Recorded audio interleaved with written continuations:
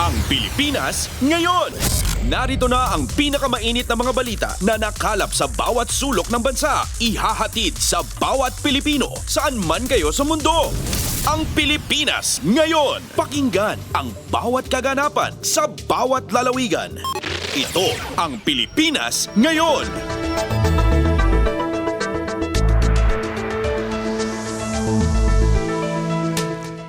Magandang araw sa ating mga tagapakinig. Welcome po muli sa ating programang Ang Pilipinas Ngayon. Napapakinggan po ninyo sa anumang bahagi ng mundo sa pamamagitan ng ating himpilang Radyo Pilipinas World Service ng Presidential Broadcast Service. Napapakinggan po tayo sa Radyo Pilipinas World Service audio streaming sa inyong mga PBS receiver app at sa Radyo Pilipinas World Service official Facebook page at YouTube account. Ito po si Bea Gaza de Guzman. Samahan po ninyo ako sa kabuuan ng ating programa ngayong araw. Kapapalooban pa rin po ng mga mahahalagang balita mula dito sa ating bansa. Kasama na ang mga segmentong business, sports, showbiz at ang mga ulat mula sa iba't ibang rehiyon ng Pilipinas. Antabayanan po at sa inyo na sa ilang sandali ang kabuuan ng ating programang Ang Pilipinas Ngayon. Mga kaganapan sa Kamaynilaan at mga kalapit na lalawigan dito sa Ang Pilipinas Ngayon. Sa ating mga balita, umapila si Pangulong Ferdinand R. Marcos Jr. sa mga magulang at guro na sanayin ng mga bata sa tamang pagkain habang bata pa para maiwasan ang karamdaman sa kanilang pagtanda. Hinikayat naman ni Pangulong Marcos Jr. ang nasa food industry na maghanda ng masustansyang pagkain, lalo na iyong mga mababa ang sugar content. Kailangan natin ang tulong ng mga magulang, ng mga teacher, pati na mga sa industriya. Nasabihin naman natin, yung mga naghahanda ng mga fast food, bawasan naman nila yung paglagay ng asukal para naman yung mga kabataan natin ay hindi mapunta sa ganitong kondisyon. Si Pangulong Ferdinand R. Marcos Jr. Kumpleto, detalyadong balitaan, di papahuli sa mahahalagang kaganapan. Kamustahin ang inang bayan, ang Pilipinas ngayon. Natanggap ni Pangulong Ferdinand R. Marcos Jr. ang isang liham ng pasasalamat mula sa isang 90 taong gulang na renal patient. Isa si Ken Zachary Aquino sa mga matagumpay na sumailalim sa kidney transplant nitong Pebrero. Pinasalamatan niya si Pangulong Marcos Jr. dahil sa inilunsad niyang libreng post-transplant services sa pamamagitan ng PhilHealth. Ayon sa bata, malaking tulong ito sa kanyang magulang dahil sa laki ng gastos sa kanyang pagpapagamot. Anya, nagsilbi itong pag-asa sa mga katulad niyang bata at lalo anya sa kanyang mga magulang. Pasada ng mga balita mula sa Pilipinas para sa mga Pilipino saan man sa mundo. Ang Pilipinas ngayon.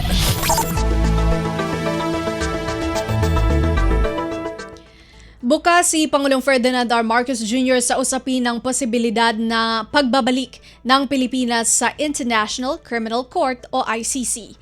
Pahayag ito ng Malacanang sa gitna ng internasyonal na panawagan para sa pananagutan sa mga matagal ng paglabag sa karapatang pantao. Ayon kay Palace Press Officer Claire Castro, pag-aaralan mabuti ni Pangulong Marcos Jr. kung dapat pa rin bang sumapi ang Pilipinas sa ICC. Kaya lang hindi po ngayon na pag-uusapan ang bagay na yan. Pero sa mga ganitong suggestion, open naman po ang Pangulo para po ito ay mapag-usapan. Si Presidential Communications Undersecretary at Palace Press Officer Claire Castro. Kumpleto, detalyadong balitaan, di papahuli sa mahahalagang kaganapan. Kamustahin ang inang bayan, ang Pilipinas ngayon.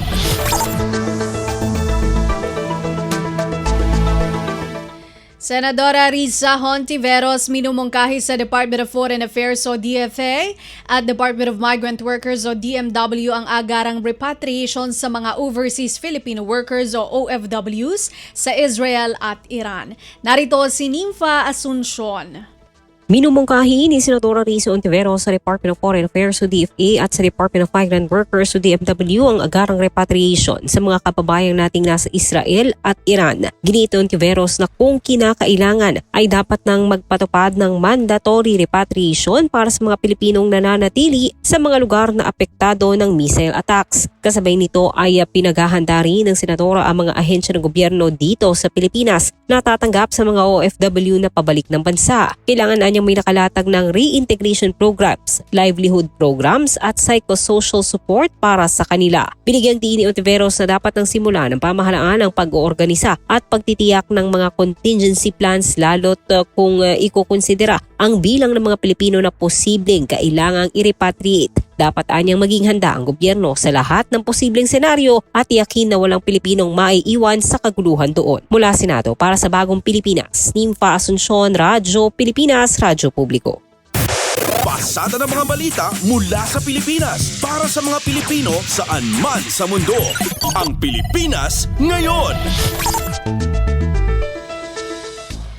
Puspusan na ang paghahanda ng Department of Migrant Workers o DMW para mapauwi na sa Pilipinas ang unang batch ng mga overseas Filipino workers o OFWs na naipit sa gulo sa Israel at Iran. Ayon kay Migrant Workers Secretary Hans Leo Kakdak, pinoproseso na nila ang dokumento ng mga Pilipinong pauuwiin sa bansa. Kumikilos na rin ang iba't ibang ahensya ng pamahalaan para sa sama-samang pagtulong sa mga uuwing Pinoy na mananatili sa bansa sa panahon ng sigalot doon. We are preparing for and arranging for the repatriation of the first batch. Pero pasensya muna, I won't give a timeline muna. But rest assured, it is being done and it will be done as soon as possible. Hindi ko muna ibibigay yung detalye. Pag uwi nila, lahat ng detalye sasabihin namin sa inyo. Migrant Workers Secretary Hans Leo Kakdak. Kumpleto, detalyadong balitaan, di papahuli sa mahahalagang kaganapan. Kamustahin ang inang bayan, ang Pilipinas ngayon.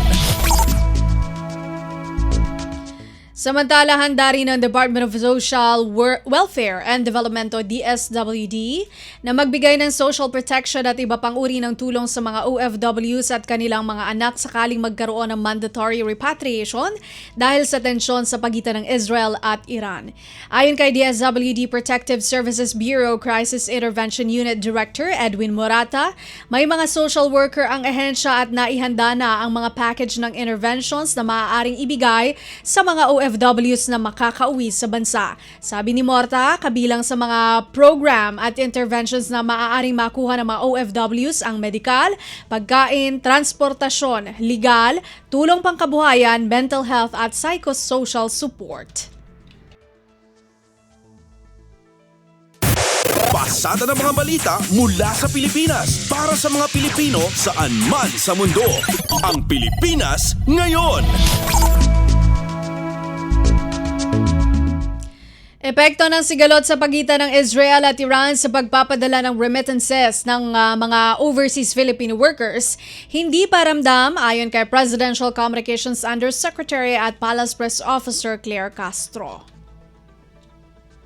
Wala pa namang nararamdamang impact partikular sa pagpapadala ng kanilang remittances sa mga OFW sa gitna ng isang linggo ng gulo ng Iran at saka ng Israel. Sa Palace Press Briefing, sinabi ni Palace Press Officer Tony Claire Castro na sa kanilang pakikipag-ugnayan sa Department of Finance ay wala namang epekto ang away ng dalawang bansa sa Middle East para mapigilan ang pagpapadala ng pera ng ating mga kababayan sa kanilang mga pamilya.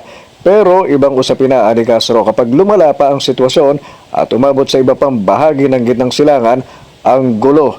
Tiyak ayon sa PCA official na magkakaroon ng malaking epekto sa kabuuang remittance o padalang salapi mula sa ibang bansa kapag hindi gumanda ang sitwasyon. Pero sa ngayon, limitado pa rin ang epekto sa remittance habang hindi rin naman inaalis na maramdaman ang epekto ng sigalot gaya ng pagtaas sa presyo ng krudo. Pakinggan natin si PCO Undersecretary Tony Claire Castro. Nakausap po natin si Yusek Alu ng DOF at sinasabi po niya sa ngayon po ay wala pa po impact na gano'n sa OFW remittances. Mula sa Palasyo ng Malacanang para sa Bagong Pilipinas, Alvin Baltazar, Radyo Pilipinas, Radyo Publiko. Kumpleto, balitaan, di papahuli sa mahahalagang kaganapan. Kamustahin ang inang bayan, ang Pilipinas ngayon. Recruitment agencies hindi muna magpapadala ng mga overseas Filipino workers sa mga bansang Israel, Iran at Lebanon. Detalye ng balita mula kay J. Mark Dagala.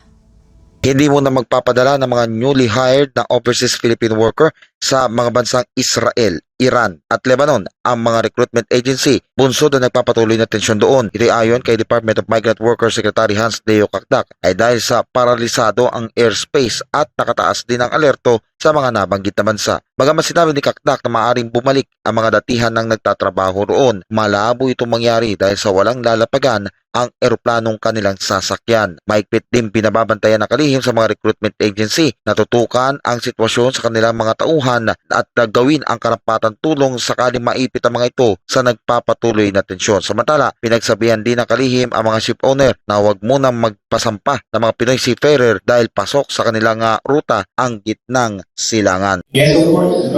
May direct na kami that part of our regulatory authority over there.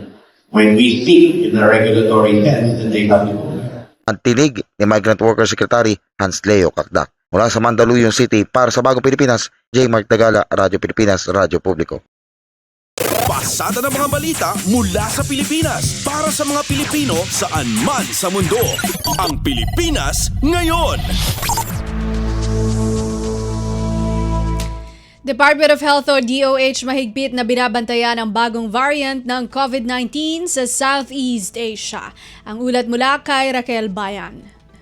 Mahigpit ang ginagawang pagbabantay ng Department of Health kaugnay sa nadiskubreng bagong variant ng COVID-19 sa Southeast Asia. Ito ang NB.1.8.1 o tinatawag na Nimbus variant. Sa press briefing sa Malacanang, sinabi ni Health Secretary Teder Bosa na sa kasalukuyan wala pang naitatalang ganitong variant sa bansa. Gayunpaman, mahigpit anya ang monitoring ng gobyerno dahil sa mga ulat ng pagtaas ng bagong kaso ng COVID-19 sa mga karatig bansa ng Pilipinas. Nakatutok rin anya sila sa surveillance, partikular sa genome sequencing ng mga samples upang malaman kung mayroon ng presensya ng nasabing variant sa Pilipinas. Kaugnay nito, nilinaw ng kalihim na nananatiling epektibo laban sa bagong variant ang mga dati ng bakuna na tinanggap ng publiko laban sa COVID-19.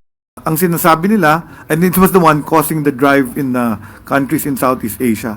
And it seems yung vaccines na binigay before are still effective on them. So if you were vaccinated during the previous COVID pandemic, you are still protected. So yung mga unvaccinated and then wala naman tayong increase pa rin dito. We're monitoring our COVID cases kasi nga season natin ng influenza-like illnesses and COVID is one of those influenza-like illnesses.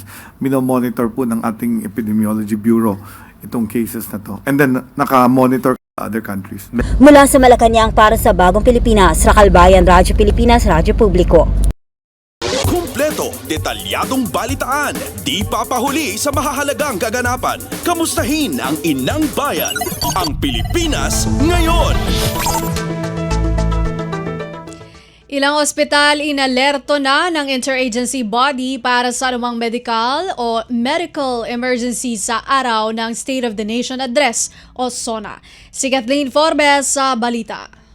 Tiniyak ng interagency body na nakahanda sila sa lahat ng posibleng senaryo sa State of the Nation Address ng Pangulo sa July 28. Kasama na rito ang medical emergency. Ayon kay House Secretary General Reginald Velasco, may mga nakaantabay na ambulansya na may life support equipment at medical team sa araw ng SONA. Kinausap at iniletto na rin anya nila ang mga ospital malapit sa batasan pambansa maging ang UERM at St. Luke's sa BGC para tumanggap ng pasyente sakaling magkaroon ng emergency. Umaasa naman sila ani Velasco na walang magiging aberya sa araw ng SONA at magiging matagumpay ito tulad ng mga nakaraang taon. Sa July 21 naman, na huling meeting ng interagency body. There will be several ambulances here around the complex and outside the complex.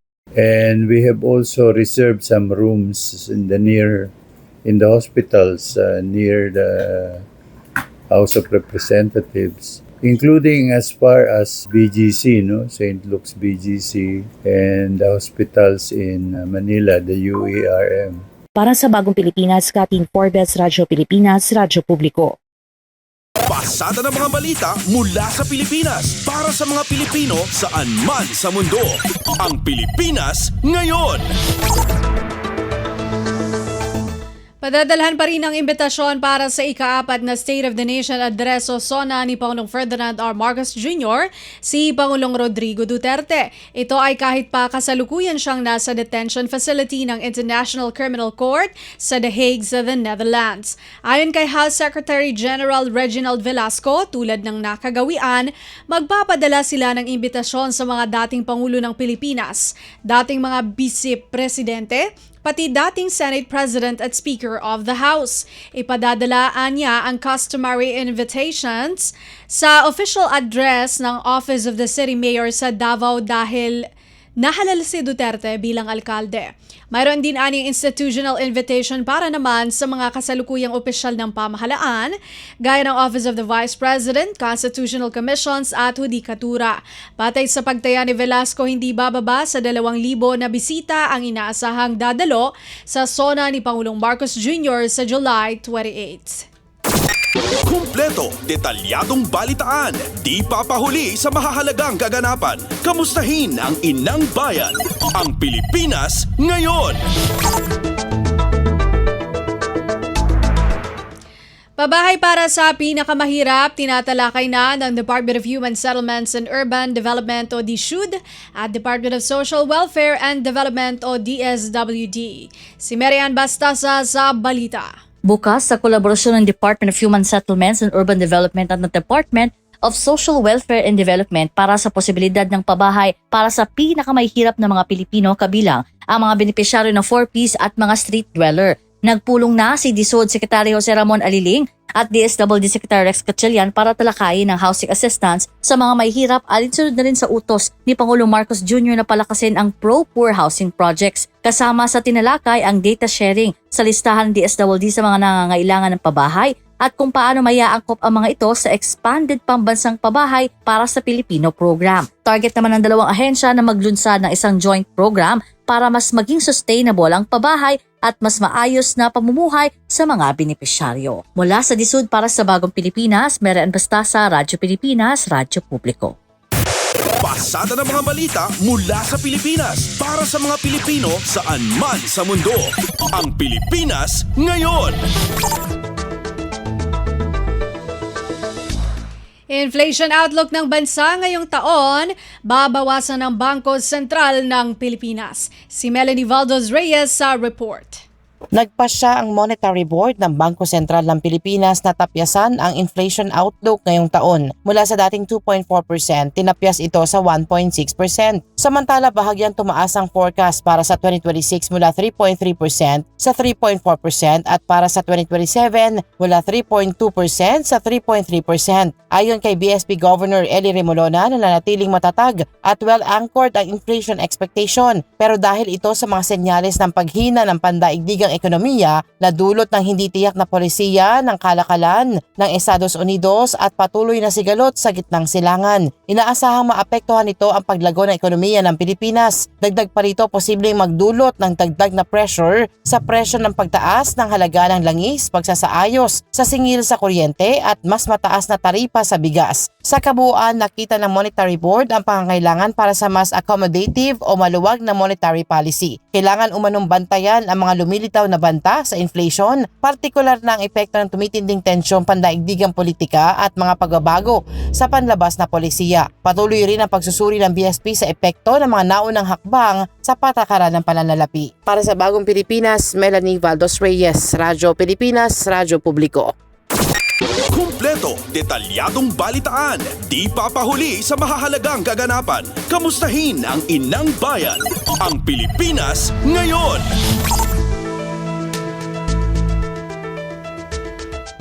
Airport Police Department nahuli ang isang babaeng nag-aalok ng illegal na immigration clearance. May report si Lawrence Tanhoco.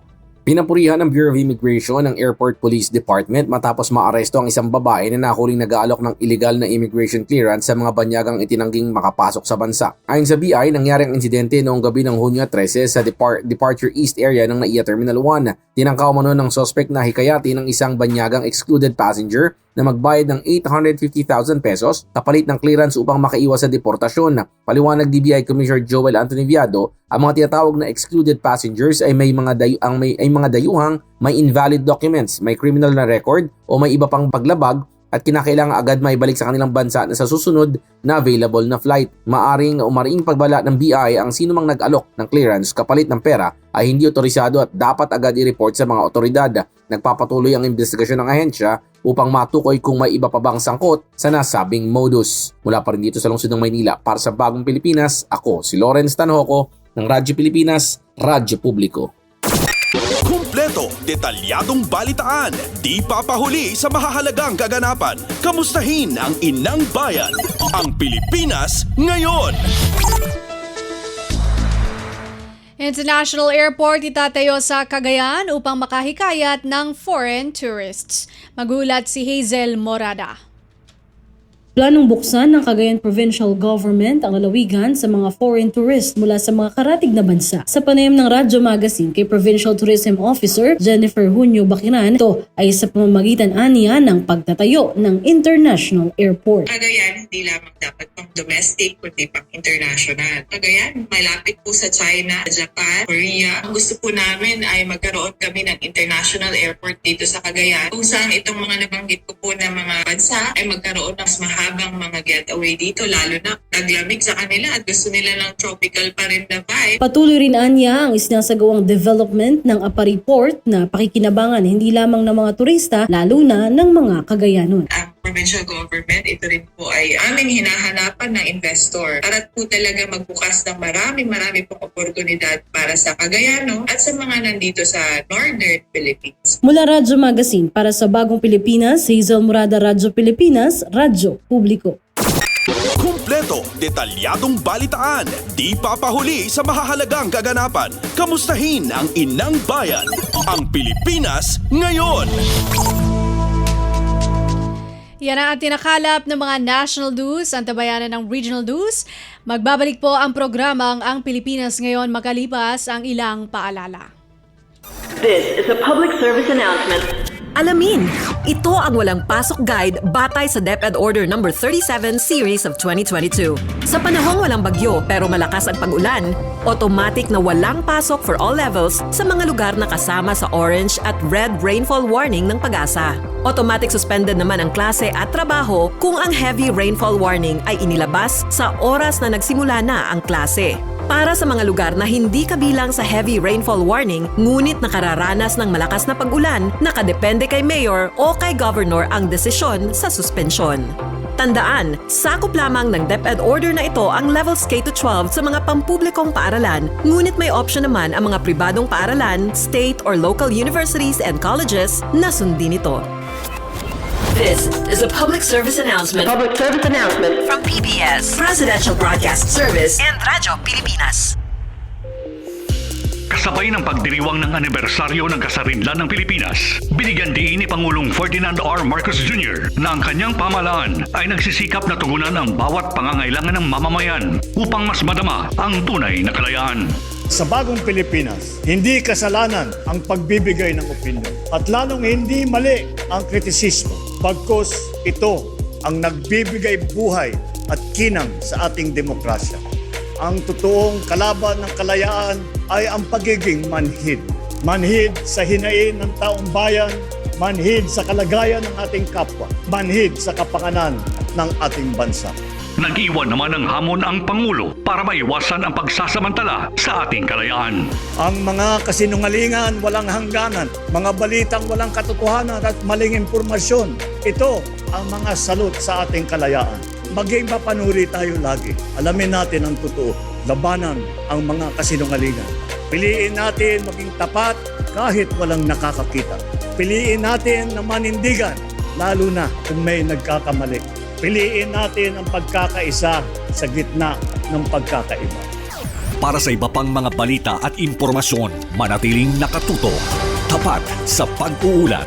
Radyo Pilipinas, Radyo Publiko, 738. Balita mula sa lalawigan sa bawat rehiyon ng ating bayan. Dito sa Ang Pilipinas Ngayon. Narito na po ang mga balita mula sa ating mga kasamahan sa iba't ibang mga rehiyon dito sa ating bansa para sa ating regional news ngayong araw na ito. Sabangan Cultural Dance Troupe sa Sabangan Mountain Province, kampiyon sa cultural presentation sa ginanap na 75th founding anniversary at 24th Matagoan Festival ng Tabuk City, Kalinga. Si Arlene Fagian sa report.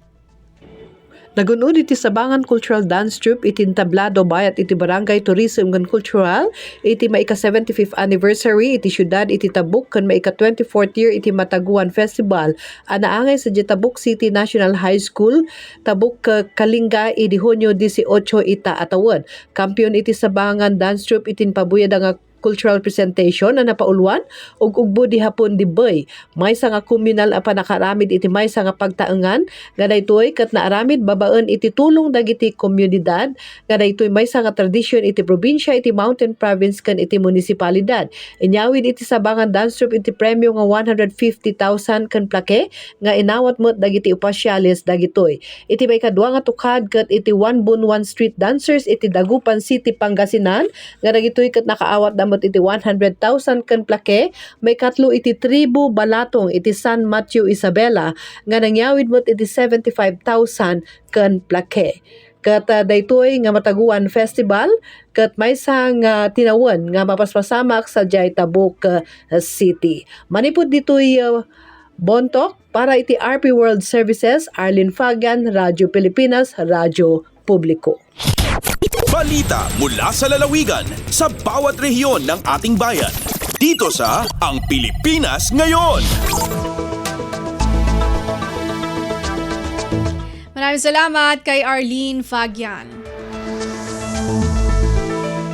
National Irrigation Administration o NIA Kalinga Irrigation Management Office tumanggap ng equipment mula sa ikatlong tranche ng refleeting program ng NIA. Magbabalita si Amelia Bumatnong ng RP Tabuk. May sa iti NIA Kalinga Irrigation Management Office iti Cordillera iti nagawat ti heavy equipment manipot iti may katlo a tranche iti refleeting program iti National Irrigation Administration. Sigon iti NIA Cordillera, 5 units iti naipaay para iti nasaong opisina a pakairamanan iti 2 units iti mini dump truck, 2 backhoe loader ken may sa self-loading truck. Mausar dagitoy para iti Upper Chico River Irrigation System wano UCRIS. Kinuna ti ahensya apanggap iti programa a modernize wano mapabaro iti operation and maintenance equipment iti NIA tapno mapasayat iti operasyon, masuportaran dagiti mannalon ken mapapaspas iti implementasyon dagiti irrigation projects. Kabayatan na dagop asa nga 10 katuppat nga equipment iti naipaay para iti NIA Cordillera manipod iti nasurok 2 gasot nga equipment nga impaima ni President Ferdinand R. Marcos Jr. para iti ahensya itay nabiit sa Taguig City. Malaksid ti Kalinga, dagiti nagdumar kat pakairamanan iti NIA Apayao, Abra River Irrigation System, Hapid Irrigation System iti Ifugao, Alfonso Lista Pump Irrigation Project, bayat na ipaay iti maysa nga SUV para iti monitoring kin inspection activities iti Regional Office. Manipod DZRK Tabuk, Amelia Bumatnong para iti Radyo Pilipinas World Service. Balita mula sa lalawigan sa bawat rehiyon ng ating bayan. Dito sa Ang Pilipinas Ngayon. Maraming salamat, Amelia Bumatnong. Ilang linya ng aktibidad kabilang ang Anli Serbisyo Caravan isinasagawa ng lokal na pamahalaan sa selebrasyon ng ika-78 Agiw ng Dagupan. Si Verna Beltran ng RP Dagupan sa balita. Parte ya selebrasyon niya 78th anniversary ya Dagupan City at dakal ya aktibidad su ginawaan nata niya agaw kaibalad ya susulong Dagupan ang Servisyo Caravan. Akauna lang ginawaan su wrestling at Speaker Eugenio Perez Monument jad Barangay Herrero Perez tinumbukan nakasalang bayan niya ginawad City Plaza di man matla ginawa su ang Servisyo Caravan no inarakilaan na sari amin niya LGU offices sa reservation inoprese at sa abitlan caravan at registration para sa maaron ina. Solo parents, social payout para sa senior citizen, jad pa na maglay, ya City Social Welfare and Development Office. Wala masuagawan libre medical and dental check-up, pneumonia vaccination, laboratory test, x-ray, tan ECG. Wala na lecture tungkol dengue tan leptospirosis na sa City Health Office. Wala masuagawan turnover, ya waluran rescue vehicles na CDRMC at Sari Apilin Barangay de Ciudad. Ang iter na kagamitan na makatulong ang Sari Dumaralos tan sumikit sigay sa City Agriculture's Office sa grass cutter, hand tractor, knapsack sprayer, water pump, tan non-motorized motorboat, tan arumniya. Wala mat sa distribusyon niya financial assistance sa mga kakantidad niya 7,000 para sa request ya eskwelaan niya parte brigada eskwela at mga itermat susukaw na vegetable seeds. Wala mat na free legal consultation so City Legal Office dakal ni sa serbisyon inoprese na sa LGU ya singa peso. City Tourism, City Population and Development Office, City Veterinary Nutrition Office, Waste Management, Women Center, Teen Center tan Arumnira, di magop so PNP tan BFP Dagupan, jad aktibidad ya ang iterya lecture. Kasabay mat ya caravan at walay agawan mass tree planting at bunuan ton daligan partikular la at parte ya dam site. Malalapod Radyo Pilipinas Dagupan, siya si Verna Beltran para Radyo Pilipinas World Service. Balita mula sa lalawigan sa bawat rehiyon ng ating bayan. Dito sa Ang Pilipinas Ngayon. Maraming salamat, Verna Beltran.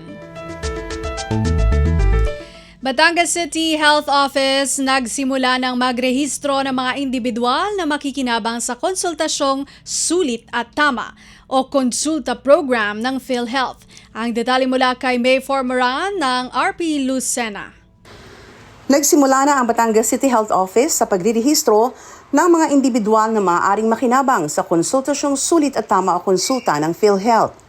Ayon sa pabatid ng Batangas City PIO, ito'y sa ilalim ng mas pinalawak na Primary Care Benefit Package ng naturang ehensya para sa kanilang mga miyembro na nagkakaloob ng libreng health screening at assessment, laboratory and diagnostic exams at mga piling gamot. Nauna nang nagparehistro noong nakalipas na linggo ang mga Barangay Nutrition Scholar. Ngayong linggo naman ay Barangay Health Workers at ang Barangay Service Point Officers. Sa pamamagitan ng PhilHealth Konsulta, makikilala ng doktor sa KPP ang PhilHealth member na kanyang aalagaan bilang primary care provider sa loob ng 1 taon. Kahit miyembro na ng PhilHealth, kailangan pa ding magparehistro alinsunod sa itinatakda ng Universal Healthcare Law. Hangad nito na masiguro na maagapan ang anumang karamdaman at mapabuti ang lagay ng kalusugan ng bawat mamamayan. Inaasahan na sa susunod na buwan, mga kawani naman ng pamahalaang panlunsod ang irirehistro sa naturang konsulta package habang nakatakda ring magsagawa ng e-konsulta caravan para sa registration ng mga residente sa poblasyon barangays. Mula sa lungsod ng Lucena, May Formaran, Radyo Pilipinas World Service. Balita mula sa lalawigan sa bawat rehiyon ng ating bayan. Dito sa Ang Pilipinas Ngayon.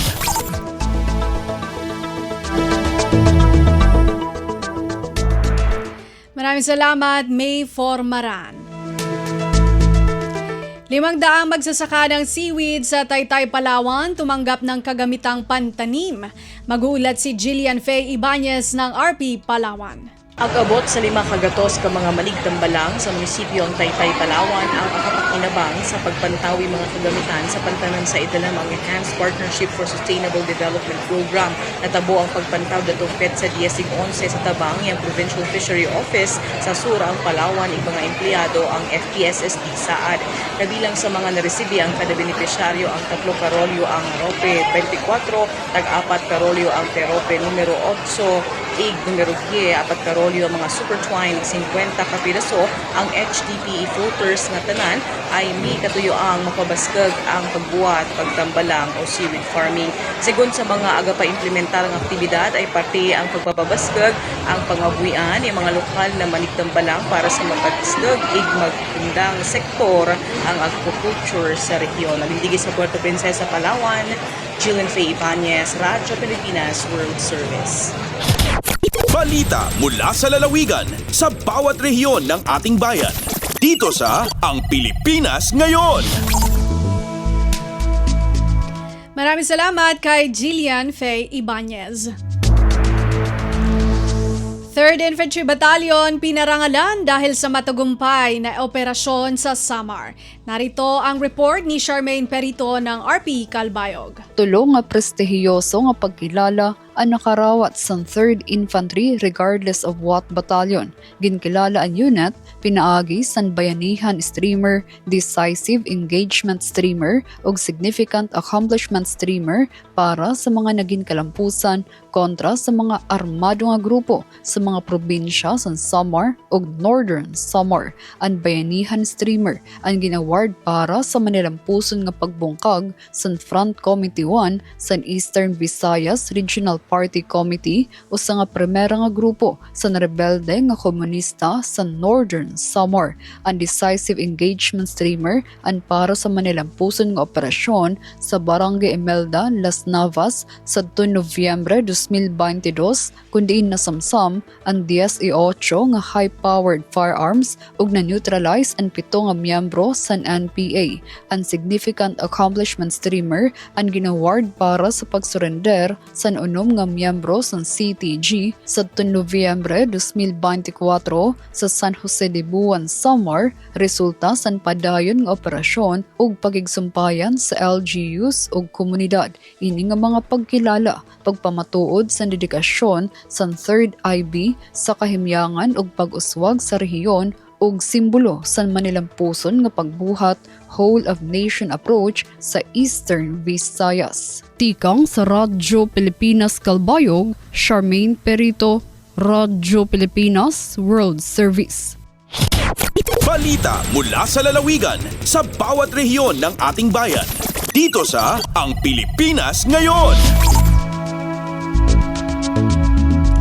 Maraming salamat, Charmaine Perito. Department of Labor and Employment o DOLE Surigao del Sur Field Office nagsagawa ng Project Angel Tree Caravan sa bayan ng San Miguel. Mag-uulat si Nerissa Espinosa ng RP Tandag. Isip kamahin sa 2025 World Day Against Child Labor, ang Department of Labor and Employment Condole Surigao del Sur Field Office nagpahigayon og Project Angel 3 Information and Service Caravan niadtong Hunyo 12 kundiin nagdala kini og kalipay, suporta ug paglaom sa usa ka gatos ka mga profiled child laborers kauban ng ilang mga ginikanan sa Municipal Evacuation Center sa lungsod sa San Miguel, Surigao del Sur. Ang maong okasyon, kauban ang nagkadaiyang mga ahensya sa gobyerno ug ang pribadong sektor adunay katuyuan sa pagwagtang sa child labor pinaagi sa pagtubag sa ugat hinungdan ang kawadon ug ang kakulang sa higayon nga makaangkon og mga serbisyo ilabi na gikan sa gobyerno. Gikan sa RP Tandag, kini si Nerissa Espinosa alang sa Radyo Pilipinas World Service. Balita mula sa lalawigan sa bawat rehiyon ng ating bayan. Dito sa Ang Pilipinas Ngayon. Maraming salamat, Nerissa Espinosa. Provincial Disaster Risk Reduction Management Office o PDRRMO Sulu, kinilala ang mga eskwelahan na regular na nakikibahagi sa NSED. Balitang hatid ni Eloisa Muhammad ng RP Holo.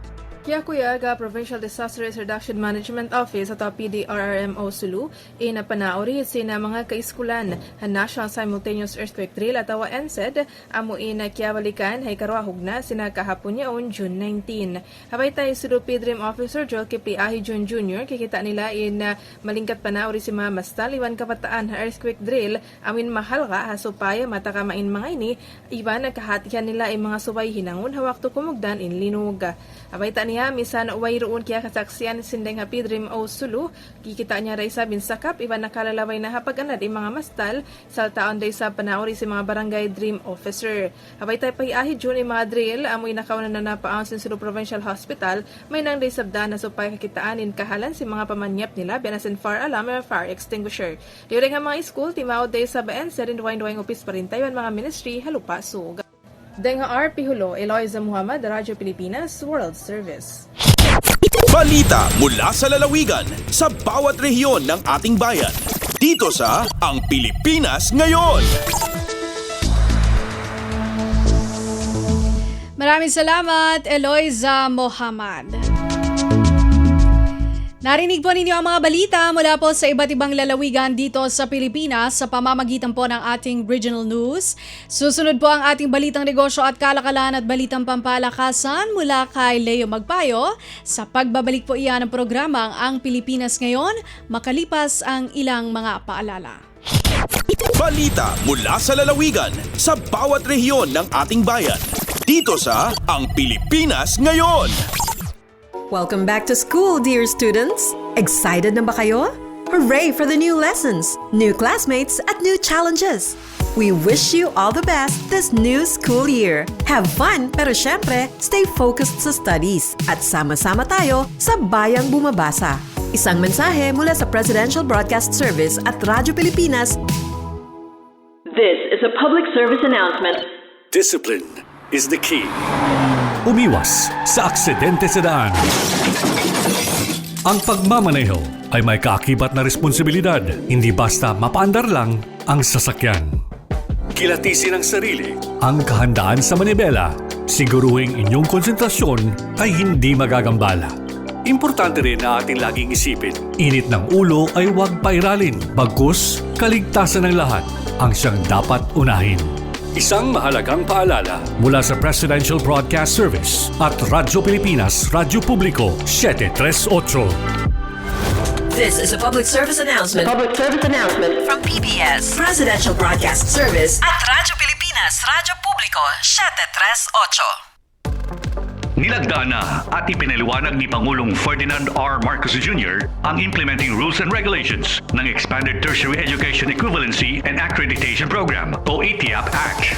With the signing of the IRR of the Expanded Tertiary Education Equivalency and Accreditation Program or ETIAP Act, we reaffirm a crucial principle. Experience is just as valuable as a formal education. Sa ilalim ng ETIAP Act, maaari po nilang gamitin ang kanilang mga karanasan upang makamit ang kanilang diploma. This law gives our fellows who were not able to finish college a second chance. Binigyan din ng Pangulo na naniniwala siyang kaya ng mga Pilipino na maging matagumpay anuman ang kanilang kalagayan sa buhay. Huwag kayong umintong mangarap. Ang tunay na sukatan ng dunong ay ang kakayahan ninyong harapin ang mga pagsubok upang matupad ang inyong mga pangarap. Naniniwala po akong patunay kayo na walang limitasyon ang kayang abutin ng bawat Pilipino. Para sa iba pang mga balita at impormasyon, manatiling nakatuto. Tapat sa pag-uulat, Radyo Pilipinas, Radyo Publiko, 738. Lagay ng ekonomiya, kalakalan, negosyo at iba pa. Atin ang alamin dito sa Ang Pilipinas Ngayon.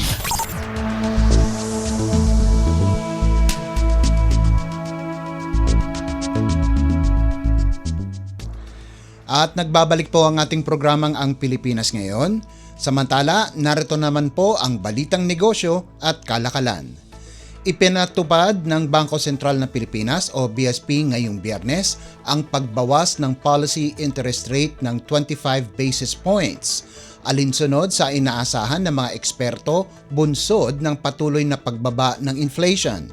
Ang desisyong ito ng Monetary Board ay nagdala sa overnight borrowing rate na ginagamit ng mga bangko bilang batayan sa pagpapautang sa 5.25%. Ayon kay BSP Governor Eli Remolona Jr., layunin ng hakbang na ito na suportahan ang ekonomiya habang nananatiling maingat laban sa mga posibleng panganib sa inflation. Sa kabuuan, umabot na sa 1.25 percentage points ang ibinaba ng BSP sa kanilang policy rates sa kasalukuyang easing cycle. Tugma rin ang naging desisyon ng BSP sa prediksyon ng mga ekonomista at mga bangko. Lagay ng ekonomiya, kalakalan, negosyo at iba pa. Atin ang alamin dito sa Ang Pilipinas Ngayon.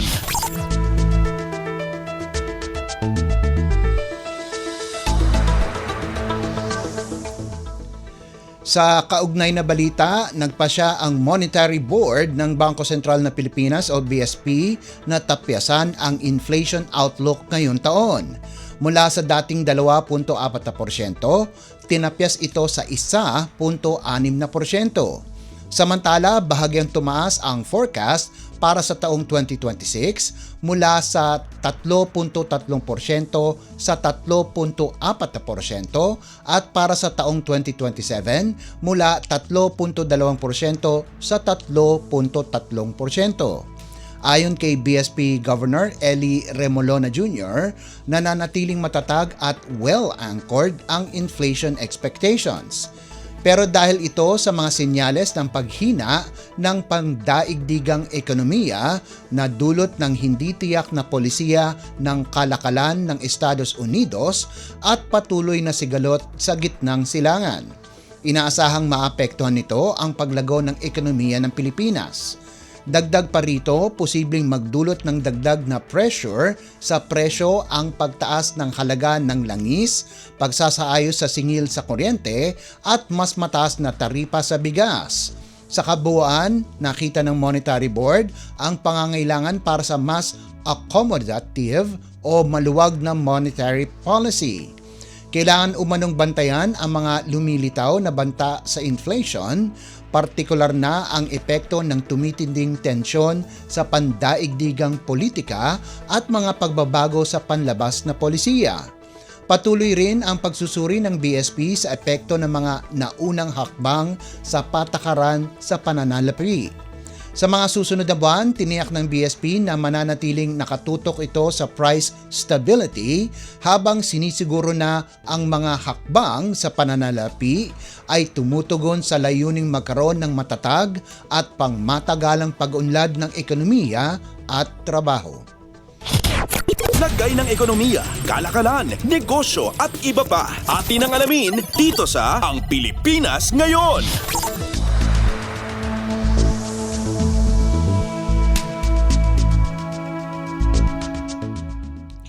Inaasahang mahigit 200 trabaho ang bubuksan sa pagbubukas ng Wilcon Depot sa Subic Freeport.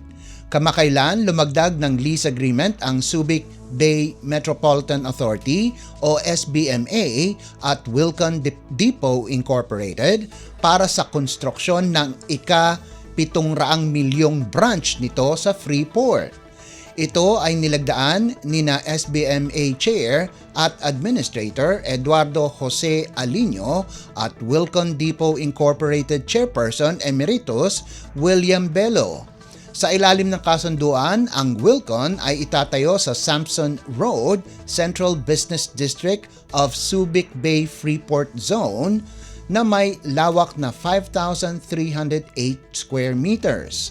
Ayon kay Alino, inaasahang pasisiglahin nito ang pamimili ng mga construction material at iba pang do-it-yourself o DIY item habang magbubukas ng oportunidad na trabaho sa mga taga-Subic at kalapit na lugar. Sa mga susunod dagdag nito, anya sa lumalagong manggagawa sa loob ng Freeport na nangangahulugan na pag-unlad sa buhay ng mga Pilipino. Lagay ng ekonomiya, kalakalan, negosyo at iba pa. Atin ang alamin dito sa Ang Pilipinas Ngayon.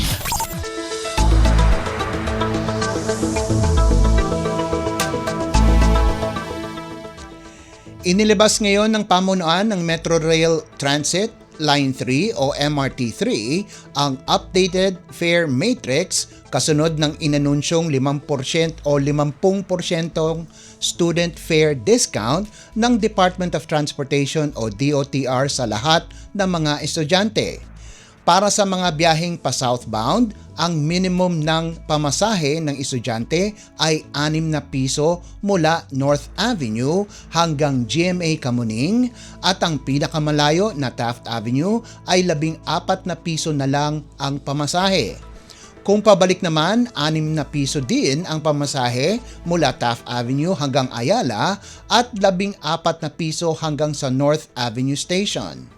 Sa anunsyo ng DOTR, simula ngayong Biyernes na epektibo ang 50% discount sa lahat ng estudyante sa Light Rail Transit Line 1 at Line 2 at ang MRT 3. Kasunod ito ng utos ni Pangulong Ferdinand R. Marcos Jr. na pagaanin ang buhay ng mga estudyante sa pamamagitan ng mas murang pamasahe.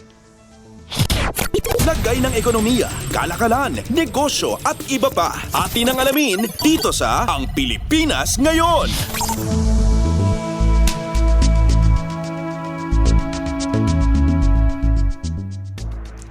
At para naman sa halaga ng palitan, ayon sa Bangko Sentral ng Pilipinas nitong Biyernes, ika-20 ng Hunyo, ang halaga ng piso kontra sa dolyar ay nasa 57 piso at 33 sentimo. Ang Japanese yen naman po ay nagkakahalaga ng 39 na sentimo. Ang Singaporean dollar ay nasa 44 na piso at 59 na sentimo. 4 na sentimo naman ang won ng South Korea at nagkakahalaga ng 7 piso at 78 sentimo ang isang yuan ng China. Sa iba pang palitan, ang Hong Kong dollar ay nagkahalaga ng 7 piso at 30 sentimo. Ang British pound naman ay katumbas ng 77 piso at 19 na sentimo. Nasa 65 piso at 70 sentimo ang euro. 41 piso at 84 na sentimo ang Canadian dollar, habang ang Saudi Arabian Rial ay nagkakahalaga ng 15 piso at 28 sentimo. Lagay ng ekonomiya, kalakalan, negosyo at iba pa. Atin ang alamin dito sa Ang Pilipinas Ngayon.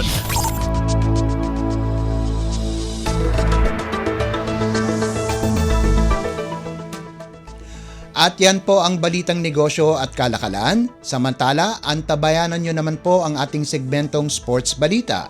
Yan po sa pagbabalik ng ating programang Ang Pilipinas Ngayon, pagkalipas lang po ng ilang paalala. Lagay ng ekonomiya, kalakalan, negosyo at iba pa. Atin ang alamin dito sa Ang Pilipinas Ngayon. Time to celebrate kulturang Pinoy, tradisyon, musika, sining, literatura at iba pa. Anything and everything fun and Filipino. Ito ang Pinoy Kultura. Naaalala niyo pa ba ang mga katagang ito? Amoy pawis, amoy araw. Ano ba yan? Puro sugat ka na naman! Bakit wala na naman kapares yung tsinelas mo? Ang dungis mo! Ma! Tama na! Ayos lang, di ba?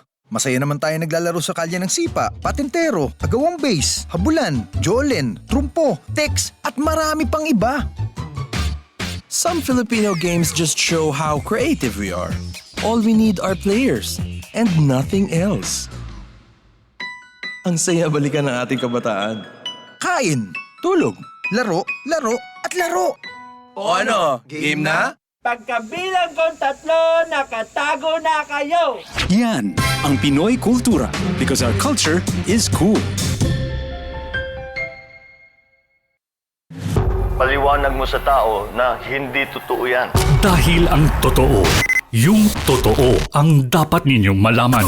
Nagkalat sa internet ang fake news o mali at fake news. Tinatapon niyo yung tao. What they are doing is creating panic. We say no. Yung pagkalat ng fake news. And some of it's dangerous. Sana iwasan po natin pag-spread ng fake news. At di magpapakalat ng disinformation at misinformation ang kasulukuyang administrasyon. Stop telling us fake news because you're wrong. Para sa totoo at mapagkakatiwalaang mga balita at impormasyon, Radyo Pilipinas. This is a public service announcement. Maging handa sa oras ng sakuna. Para sa iyo at sa iyong pamilya, laging siguruhin, Go Bag ay nakahanda at naglalaman ng mga sumusunod. Ilang pirasong damit, ready-to-eat na pagkain at inuming aabot ng 3 araw. Personal na gamit para sa inyong hygiene. First aid kit kabilang ang alcohol, bandages, gamot sa lagnat, ubo at sipon, pati na rin ang inyong vitamins at maintenance medicines. Maglagay ng pito, flashlight, lighter o posporo. Huwag kalimutan ang mga charger o power bank. At higit sa lahat, isama ang mga importanteng gamit gaya ng inyong mga legal na dokumento, IDs, ATM o passbook, insurance at iba pa. This is a public service announcement. From PBS, Presidential Broadcast Service, and Radyo Pilipinas. Updates at pinakahuling mga usapin sa mundo ng palakasan. Atin ang pakinggan dito sa Ang Pilipinas Ngayon.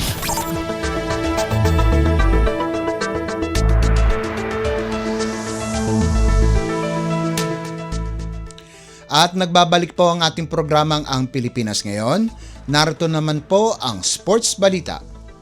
Magiging espesyal ang 50th season ng PBA.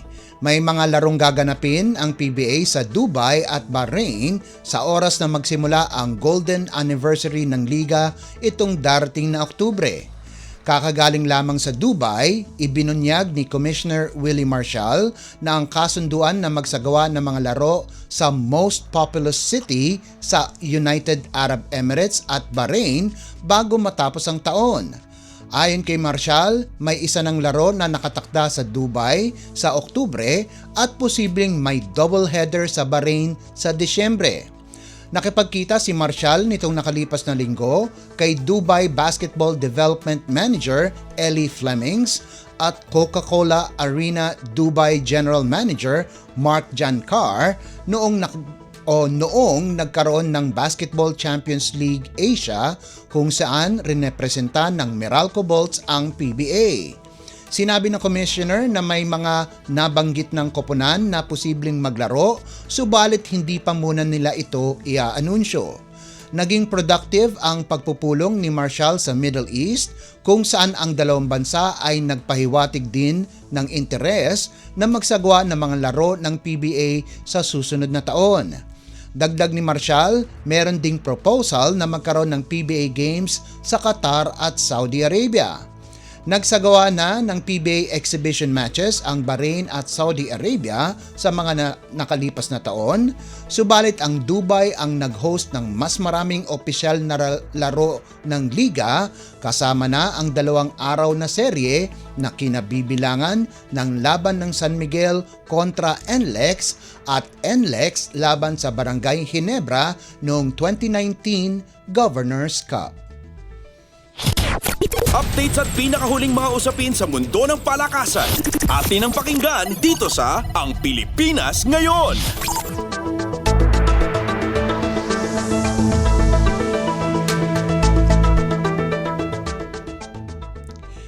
Patungo na si Junmar Fajardo sa isa na namang Best Player of the Conference Award kung saan pinangunahan niya ang statistical points race sa PBA Philippine Cup sa katapusan ng elimination round.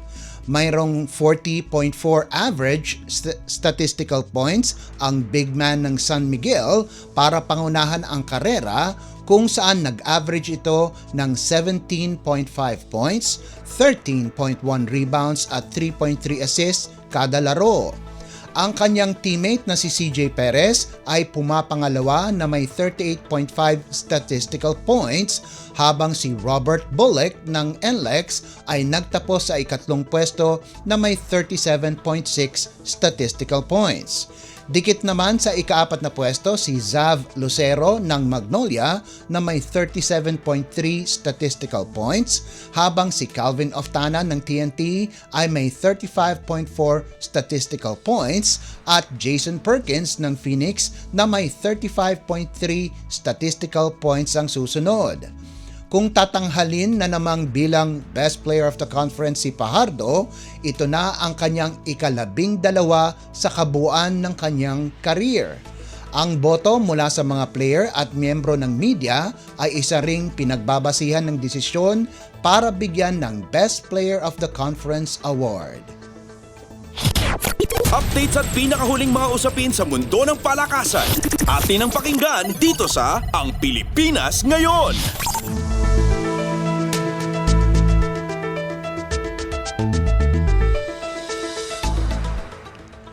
Nalusutan ng Emilio Aguinaldo College ang determinadong Arellano University sa pamamagitan ng 66-64 panalo para palawigin ang kanilang winning streak at makihati sa liderato ng 18th PhilOil Preseason Cup.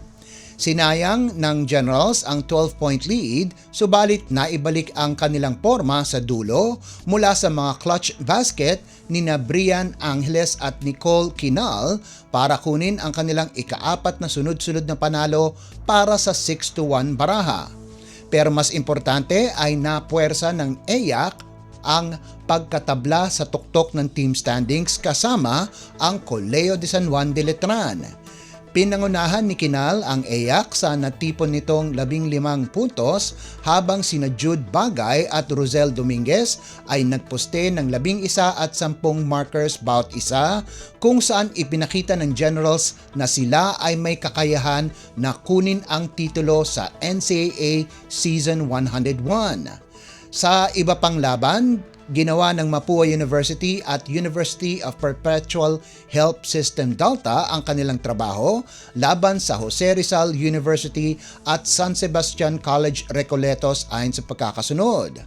Umasa ang defending champions Cardinals sa all-around performance ni Clint Escamis para kunin ang 76-68 panalo laban sa Heavy Bombers. Nagposte si Escamis ng 13 puntos, 7 assists at 3 rebounds para tulungan ang Mapua na mapaganda ang kanilang record sa 4-2 habang nakagawa si Cyril Gonzalez ng team high 21 markers kasama pa ang 4 na rebounds, 2 assists at 2 steals. Sa kabilang banda, napigilan ng Perpetual ang kanilang 3 larong magkakasunod na talo sa pamamagitan ng 75-61 panalo kontra Stags sa likuran ng double-double performance ng bagong lipat na si Patrick Slayat. Ang dating FEU star ay nagbuhos ng 13 puntos, 9 na rebounds, 6 na assists at 2 steals habang ang sophomore na si Mark Goho Cruz ay nagbigay ng tulong na may 12 markers, 6 na boards at 2 assists para tumaas ang kanilang baraha sa 2-4. Updates at pinakahuling mga usapin sa mundo ng palakasan. Atin ang pakinggan dito sa Ang Pilipinas Ngayon.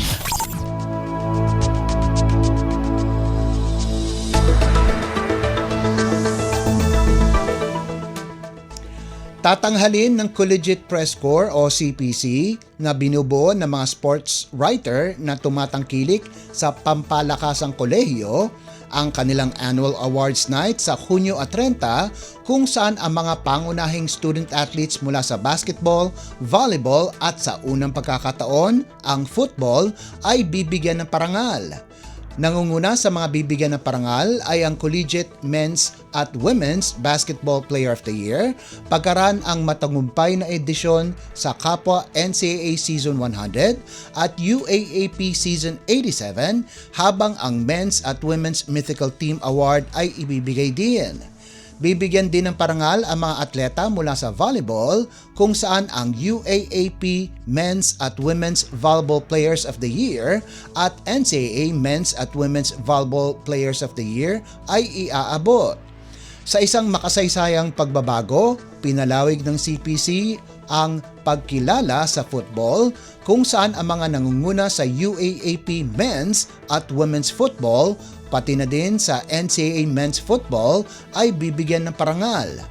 Bukod sa mga players, pararangalan din ang mga coach ng kapwa basketball at volleyball para sa kanilang paghuhubog sa mga batang atleta patungo sa kanilang angking talento. Magsisilbing guest of honor at speakers sina UAAP Executive Director Attorney Rebo Sagisag, Sports Director Bo Perasol ng UAAP Season 87 host University of the Philippines at Management Committee Board Chairman Hercules Calianta ng NCAA Season 100 host Lyceum of the Philippines University. Updates at pinakahuling mga usapin sa mundo ng palakasan. Atin ang pakinggan dito sa Ang Pilipinas Ngayon.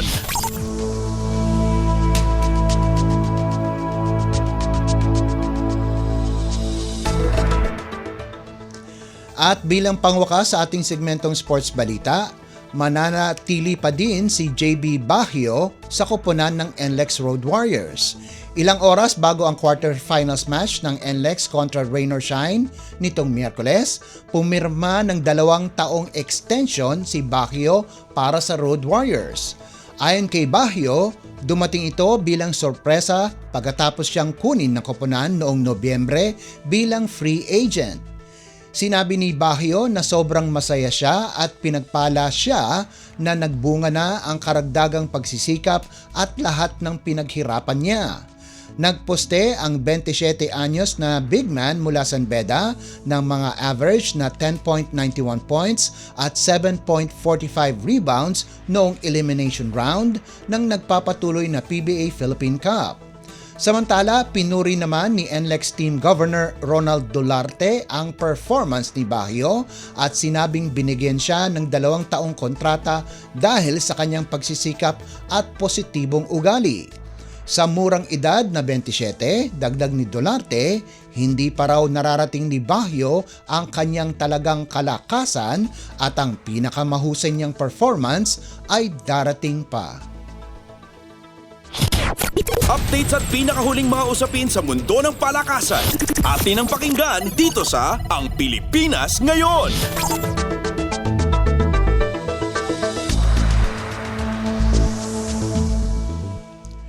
At yan ang pinakahuling balita sa larangan ng palakasan. Ito po si Leo Magpayo. Samantala, susunod naman po ang balitang artista na ihahatid sa inyo ni Mama JT sa pagbabalik po ng ating programang Ang Pilipinas Ngayon, pagkalipas lang po ng ilang paalala. Updates at pinakahuling mga usapin sa mundo ng palakasan. Atin ang pakinggan dito sa Ang Pilipinas Ngayon. Paliwanag mo sa tao na hindi totoo yan. Dahil ang totoo, yung totoo ang dapat ninyong malaman. Nagkalat sa internet ang fake news o mali at fake news. Tinatakot niyo yung tao. What they are doing is creating panic. We say no. Yung pagkalat ng fake news. And some of it's dangerous. Sana iwasan po natin pag-spread ng fake news. At di magpapakalat ng disinformation at misinformation ang kasulukuyang administrasyon. Stop telling us fake news because you're wrong. Para sa totoo at mapagkakatiwala ang mga balita at impormasyon, Radyo Pilipinas. This is a public service announcement. Maging handa sa oras ng sakuna. Para sa iyo at sa iyong pamilya, laging siguruhin. Go Bag ay nakahanda at naglalaman ng mga sumusunod. Ilang pirasong damit, ready-to-eat na pagkain at inuming aabot ng 3 araw. Personal na gamit para sa inyong hygiene. First aid kit kabilang ang alcohol, bandages, gamot sa lagnat, ubo at sipon, pati na rin ang inyong vitamins at maintenance medicines. Maglagay ng pito, flashlight, lighter o posporo. Huwag kalimutan ang mga charger o power bank. At higit sa lahat, isama ang mga importanteng gamit gaya ng inyong mga legal na dokumento, IDs, ATM o passbook, insurance at iba pa. This is a public service announcement. Public service announcement From PBS, Presidential Broadcast Service, and Radyo Pilipinas. Ang latest, ang hottest sa showbiz and entertainment. Heto na sa Ang Pilipinas Ngayon.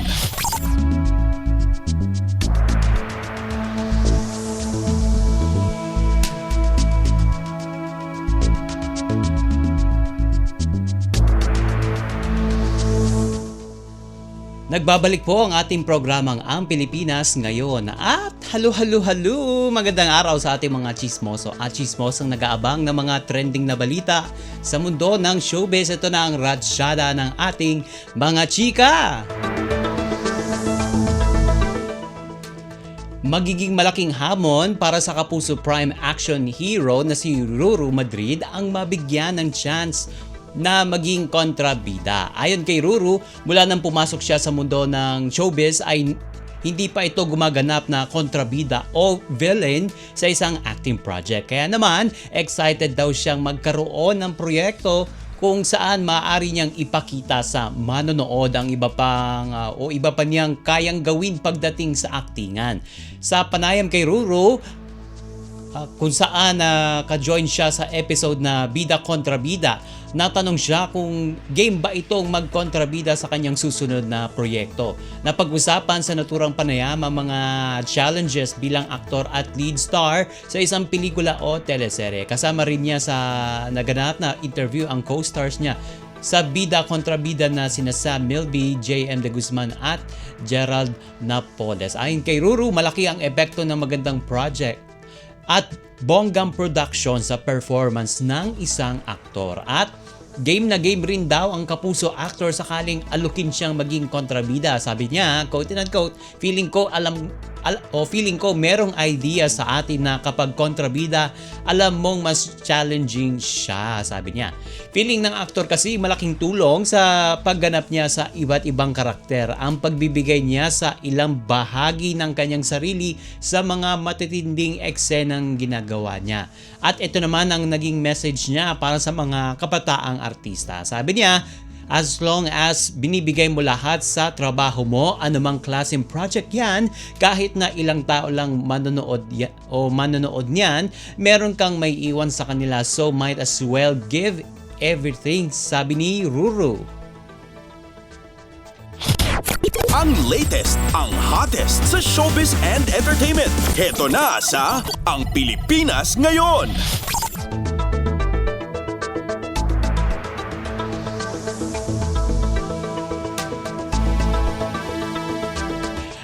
Sumabak na ang mga kapulisan sa training para pumayat sa pamumuno ng pambansang coach o tinatawag nga na viral nga na pambansang coach na si Rendon Labrador. At noong Huwebes sa kahapon niyan pumunta ang fitness coach at pambansang coach nga itong si Rendon sa Camp Crame para sa pagsisimula ng 93-day fitness program ng Police Community Affairs and Development Group ng Philippine National Police. Kasi kinuha nga itong si Rendon bilang lead doon sa nasabing proyekto o programa. At layunin nga iyon na pangungunahan ni Rendon ang pagiging malusog at pagpapaliit ng tiyan ng ating mga pulis. Ito ay para rin sa mas epektibo ang mga pulis na magampanan ang kanilang mga responsibilidad lalo na sa paghuli ng mga masasamang loob. Samantala natanong si Rendon kung ano ang mga maaari niyang maibigay na payo para mapabilis ang pagpapaliit ng tiyan.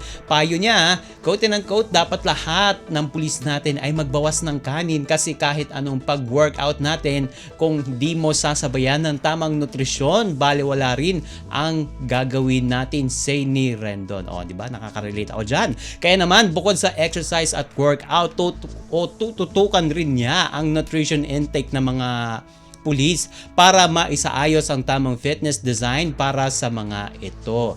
At libre o walang bayad ang gagawin training ni Rendon para sa mga pulis. At matatandang ipinatupad ng bagong PNP Chief Nicolas Torre III ang pagpapapayat ng mga pulis sa loob ng 1 taon.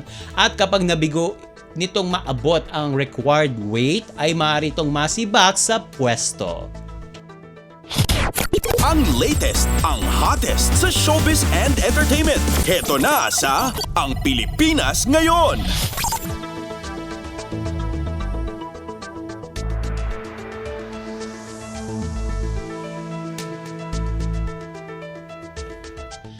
Opisyal nang naging ambassadress para sa mental health hotline ng Bureau of Fire Protection o BFP ang aktres na si Maxine Magalona. Kamakailan kasi pinagdiwang ng Bureau of Fire Protection ng unang taon ng kanilang Kalingang Bombero Hotline na nagbibigay ng lifeline sa mga individual na nilalabanan ang depression at suicidal tendencies.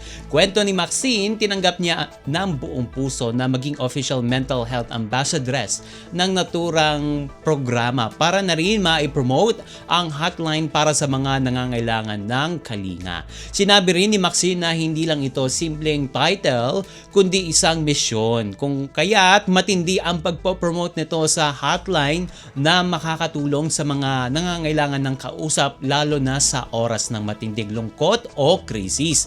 Sa hiwalay na Instagram post, ipinahagi ni Maxine ang kanyang nararamdaman sa bagong makabuluhang response responsibilidad.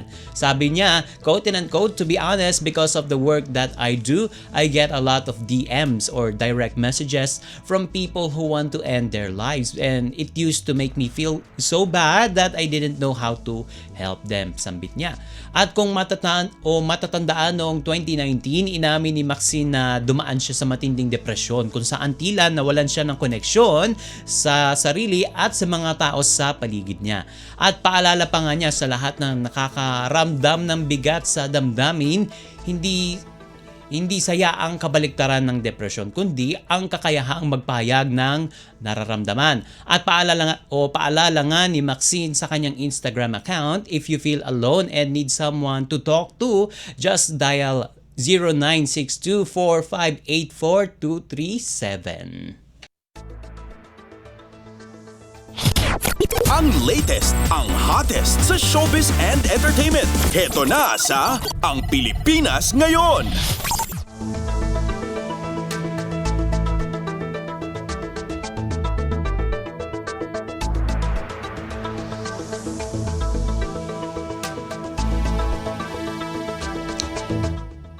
And OMG, wala na tayong sapat na oras para sa ating balitang artista. Maraming salamat mga ka-chismis sa pakikinig sa aking mga chika for today. Ako po, si Mama JT para sa Radyo Pilipinas World Service. Nagbabalik na po ang ating kasamang si Bea Gaza de Guzman.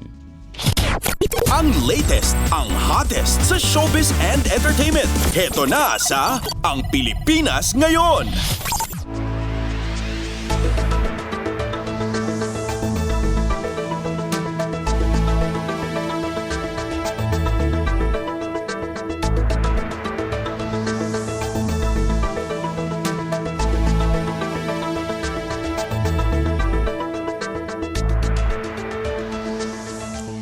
At yan po ang kabuuan ng ating programang Ang Pilipinas Ngayon. Maraming salamat sa ating mga nakasama sa technical side kina Milo Jonella, Susan Aizon, Anthony Pimentel at Hero Lucero sa ating Wirecast. Maraming salamat din sa ating executive producers, Steph Vicente at Jerome Toledo, sa mga nag-ulat mula sa iba't ibang lalawigan ng ating bansa para sa ating regional news, kay Leo Magpayo para sa balitang business at sports, kay Mama JT para sa showbiz, at maraming salamat din sa ating station manager Mr. Ray Sampang. Hanggang sa susunod na edisyon ng ating programang Ang Pilipinas Ngayon, ito si Bea Gaza de Guzman. Magandang araw. At yan ang Pilipinas Ngayon. Muling samahan si Ben Blones sa parehong oras at alamin ang pinakahuling mga kaganapan at balita saan man kayo naroon. Ang Pilipinas Ngayon.